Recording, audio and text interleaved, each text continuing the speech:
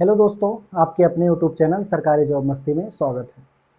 तो दोस्तों, आज हम लोग पढ़ेंगे मौलिक अधिकार के भाग 2। इसके पहले में हमने मौलिक अधिकार का भाग 1 पढ़ा। भाग 1 पढ़ा क्या है, काफ़ी बड़ा वीडियो हो जाता है अगर एक में पढ़ते मौलिक अधिकार, इसीलिए हमने 3 खंडों में विभाजित किया है कि अलग अलग पार्ट में मौलिक अधिकार को पढ़ेंगे। तो यह मौलिक अधिकार का दूसरा भाग है। इसके पहले हमने मौलिक अधिकार के बेसिक चीज़ों को समझा और कितने अधिकार होते हैं उनको समझा, और उन अधिकारों में से पहला अधिकार जो कि समता का अधिकार था, अनुच्छेद 14 से लेकर के अनुच्छेद 18 तक, उसको समझा था। आज हम इस वीडियो के माध्यम से देखेंगे कि मौलिक अधिकार में जो दूसरा अधिकार है, स्वतंत्रता का अधिकार, उस स्वतंत्रता के अधिकार को आज हम देखेंगे। तो ये एग्जाम की दृष्टि से काफ़ी इंपॉर्टेंट है। इसको अच्छे से समझना, अच्छे से पढ़ना और पढ़ने के बाद हर चीज़ को अच्छे से याद करना, जिससे एग्जाम में कोई दिक्कत ना हो। क्योंकि ज़्यादा अगर प्रश्न पूछा जाता तो मौलिक अधिकार से काफ़ी प्रश्न हर जगह हर एग्जाम में पूछे जाते हैं। तो आज हम चलिए देखते हैं स्वतंत्रता का अधिकार। तो हमने बताया था, जब मूल अधिकार या मौलिक अधिकार पढ़ाया था तो हमने बताया था 6 अधिकार थे। 6 अधिकार कौन कौन से थे? एक समता का अधिकार था, स्वतंत्रता का अधिकार था, शोषण के विरुद्ध अधिकार था, धार्मिक स्वतंत्रता का था, और संस्कृति एवं शिक्षा और संवैधानिक उपचारों का अधिकार। तो उनमें से एक तो हमने पढ़ चुके हैं, कौन सा? समता का अधिकार। और आज हम पढ़ेंगे स्वतंत्रता का अधिकार, जो अनुच्छेद 19 से लेकर के अनुच्छेद 22 तक है, और इनको हम बारी बारी से देखेंगे। चलिए देखते हैं कि अनुच्छेद 19 जो है वो अनुच्छेद 19 में क्या कहता है। स्वतंत्र हमारे भारत के जो नागरिक हैं उनको स्वतंत्रता के अधिकार मिला है। उस स्वतंत्रता के अधिकार में कौन कौन सा अधिकार मिला है वो देखते हैं। तो अनुच्छेद 19 में है अभिव्यक्ति की स्वतंत्रता। अभिव्यक्ति की स्वतंत्रता यानी कि जो भारत के व्यक्ति नागरिक होंगे उनको स्वतंत्र अभिव्यक्ति, खुद के लिए कुछ स्वतंत्रता मिली है। तो कौन कौन सी स्वतंत्रता है? तो अनुच्छेद 19 में है अभिव्यक्ति की स्वतंत्रता। अब यह अभिव्यक्ति की स्वतंत्रता को भी कई भागों में कैटेगराइज किया गया है, तो इसको हम देखेंगे अलग अलग भागों में। जैसे अगर बोलें कि इसमें क्या क्या है, बोलने की स्वतंत्रता, जो अभिव्यक्ति होंगे उनके व्यक्ति में बोलने की स्वतंत्रता होगी। शांतिपूर्ण रूप में एकत्रित होने की स्वतंत्रता, यानी कि शांतिपूर्ण रूप से एकत्रित हो सकते हैं। फिर उसके बाद है सभा समूह बनाने की स्वतंत्रता। सभा भी बना सकते हैं व्यक्ति, समूह भी बना सकते हैं। और उसके बाद भारत में आवागमन की स्वतंत्रता। आप जानते होंगे हम भारत में किसी भी जगह पे आ और जा सकते हैं, कोई दिक्कत नहीं। भारत के जितने भी राज्य हैं हर जगह में जा सकते हैं। तो भारत में आवागमन की स्वतंत्रता। भारत में निवास करने की स्वतंत्रता। भारत में कहीं पर भी हम निवास कर सकते हैं, ये हमें स्वतंत्र हैं। कहीं पर भी, अपने यूपी में रह सकते हैं, बिहार में रह सकते हैं, मध्य प्रदेश में रह सकते हैं, उड़ीसा में रह सकते हैं, कहीं पर भी निवास कर सकते हैं। और निवास के साथ साथ आजीविका यानी कि रोजगार का भी स्वतंत्र है। हम कहीं पर भी रोजगार कर सकते हैं, किसी भी राज्य में जाकर के, भारत के कोने कोने में जाकर के रोजगार कर सकते हैं। अब इसको याद कैसे करना है? इसको याद करना, क्योंकि ये कितने हैं? 6 कौन कौन से हैं, अब उनको बारी बारी से देखते हैं। जैसे मान लीजिए, याद कैसे करोगे?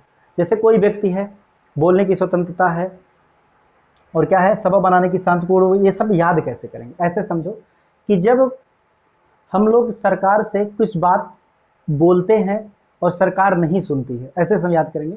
तो जब सरकार नहीं सुनती है तो हम लोग क्या करते हैं? पहले बोलते हैं, और जब बोलते हैं तो सरकार नहीं सुनती तो हम लोग क्या करते हैं? शांतिपूर्ण रूप से एकत्रित हो जाते हैं। शांतिपूर्ण रूप से एकत्रित हो जाते हैं, और उसके बावजूद भी सरकार हमारी बात को नहीं सुनती है तो हम लोग क्या करते हैं? सभा बनाते हैं, समूह बनाते हैं, कि जिससे हमारी बात सरकार आसानी से सुन सके और हम अपनी बात को रख सके। तो क्या हमने कहा? हम बोल सकते हैं, सरकार के सामने बोलने का अधिकार है। हम लोग क्या कर सकते हैं? एकत्रित हो सकते हैं। एकत्रित होने के साथ साथ हम सभा भी बना सकते हैं, और सभा बनाने से भी काम ना चले तो हम पूरे भारत में क्या कर सकते हैं? आवागमन करते हैं। जैसे अभी इस वक्त राहुल गांधी कर रहे हैं, तो पूरे भारत में आवागमन करके भारत तक अपनी आवाज़ को पहुंचा सकते हैं। और आवागमन जब करेंगे तो वहां पर रुकने के लिए कुछ निवास चाहिए कि नहीं? जब भारत अपने घर से छोड़ के जाएंगे भारत में, मतलब सरकार के खिलाफ प्रदर्शन करने, तो कुछ रहने के लिए स्थान चाहिए कि नहीं? तो निवास चाहिए। और जब निवास चाहिए वहां पर रहने के लिए, तो कुछ रोजगार भी चाहिए कि जिससे हमारा खर्चा चल सके। तो हमने इसको बड़े ही आसानी से समझ लिया किस अभिव्यक्ति की जो स्वतंत्रता है वो क्या क्या है। बोलने की स्वतंत्रता है, हो गया, बोलने की स्वतंत्रता हो गया।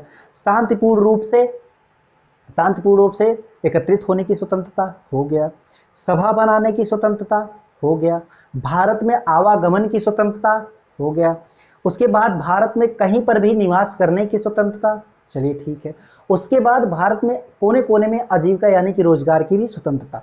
तो ये 6 चीज थे अभिव्यक्ति की स्वतंत्रता। तो आप लोग को बड़े ही आसानी से याद हो गया होगा, ये रटना नहीं है, एक कहानी उठाइए पढ़ लीजिए, हमेशा हमेशा के लिए याद हो जाएगा।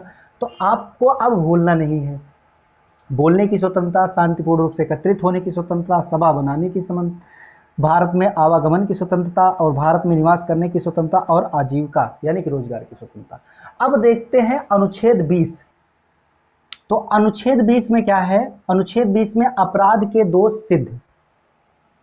तो अपराध के दोष सिद्ध में क्या है?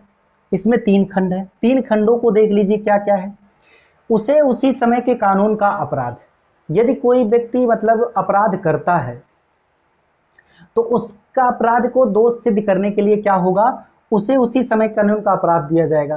कि मतलब जैसे मान लीजिए 2015 में या 2017 में कोई कानून होगा कि अगर कोई अपराध करता है उसको 5 महीने की सजा, 6 महीने की सजा है, और 2020 में उसमें संशोधन करके 6 साल का सजा दे दिया गया। तो उसको अगर 2015 में किया है अपराध तो उसे 2015 के समय का ही सजा दी जाएगी, मतलब जो किया होगा 2015 में अपराध तो 5 महीने का होगा तो 5 महीने की ही सजा दी जाएगी।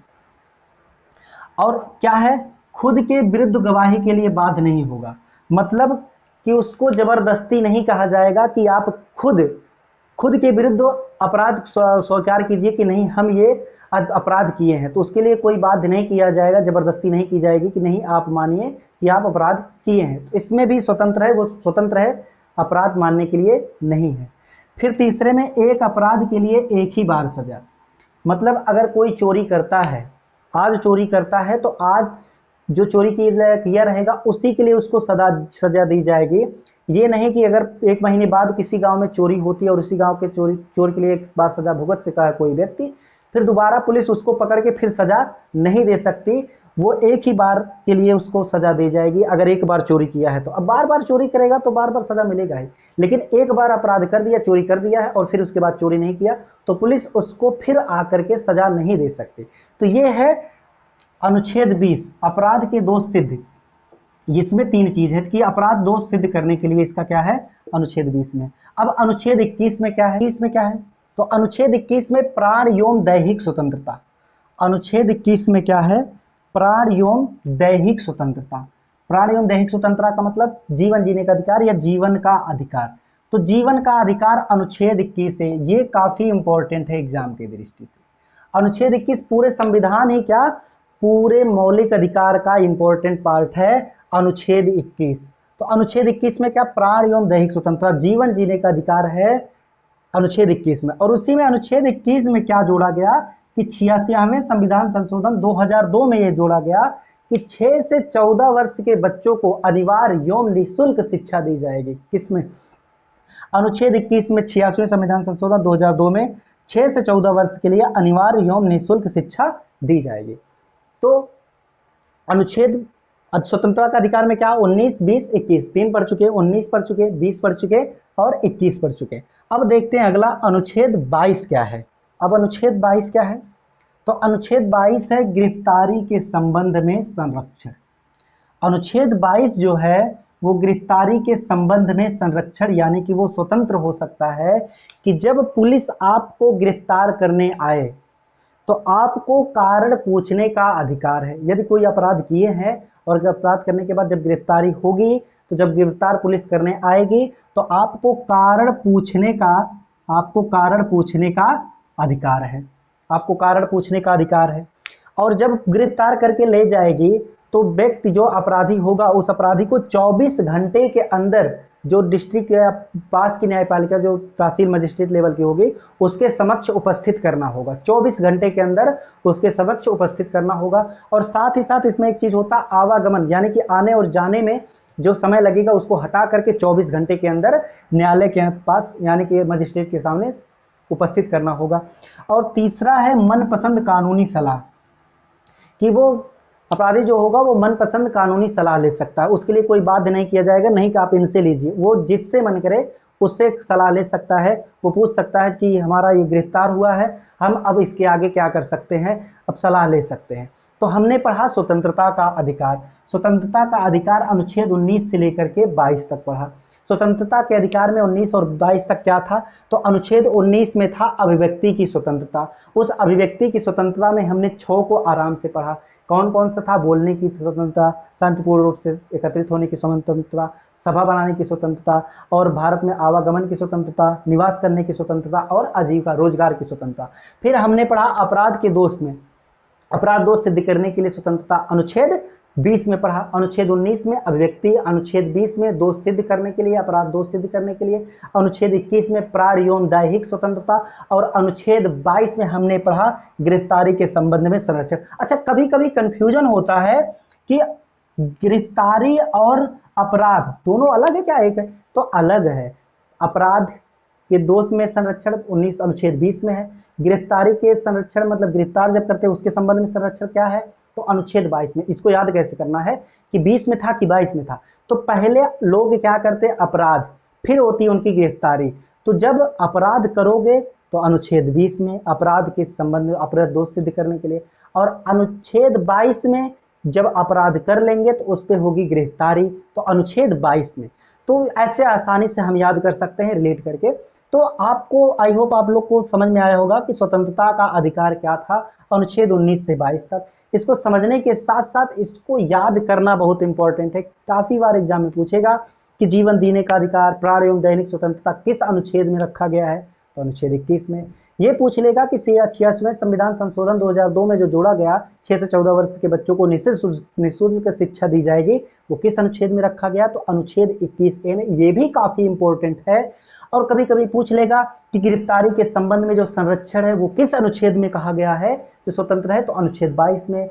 अपराध है तो अनुच्छेद 20 में, और अभिव्यक्ति की स्वतंत्रता तो अनुच्छेद 19 में।